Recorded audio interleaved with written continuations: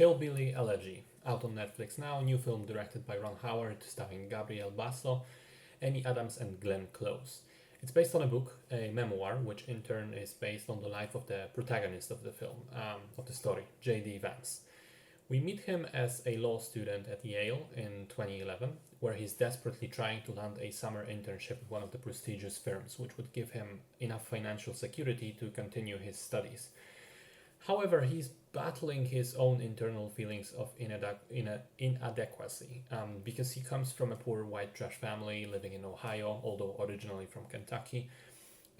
He's afraid that he doesn't fit with the posh society of rich lawyers and therefore will be rejected.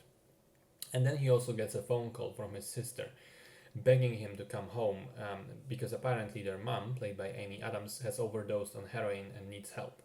So he decides to make the trip, and once there, we begin flashing back and forth between present day and memories of his childhood back in 1997, growing up in the dysfunctional family.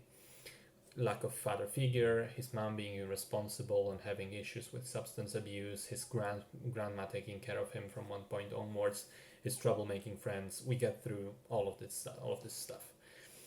So the film is a drama that touches on several themes. Growing up and letting go of your past. On the other hand, remembering your roots and family bonds, knowing where you came from. It talks about the issues plaguing the Americans touched by poverty, the vicious cycle that they're subject to. And there's also a fair bit of nostalgia towards the long gone times when these people were, kind of clay of the land. However, I don't think that the movie presents its case well enough in any of those topics, and I'm afraid it ends up being dreadfully boring.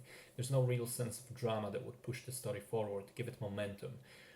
Perhaps that's because, for the past sequences, we know somehow it's going to be okay since we already know JD turned out alright and landed at Yale. And for the present day scenes, the solution to the central drama is kind of obvious from minute one, and it's not particularly difficult to achieve. So we kind of know exactly where the story is heading, which removes the curiosity from the equation. But I think there could still be a good movie in here somewhere if it did something interesting with the topics it explores. But I felt it doesn't really. There's nothing new, nothing fresh, nothing particularly engaging. It also doesn't help that the protagonist is played by Gabriel Basso, who I think doesn't have a lot of charisma, and I couldn't connect to him as a character in the slightest. In fact, I was a bit annoyed by his performance. On the other hand, to be fair, we have Amy Adams and Glenn Close, who are both very good, and you also have to point out how the makeup department did an excellent job of transforming them into these poor hillbillies. But it's simply not enough to lift the movie up from mediocrity. Because here's the thing, it's not aggressively terrible. There's nothing in here that made me want to turn the TV off. But there's also nothing that made me like it either. It's a movie that just sort of exists, which is weird because it was made by a competent director with, a relatively good cast.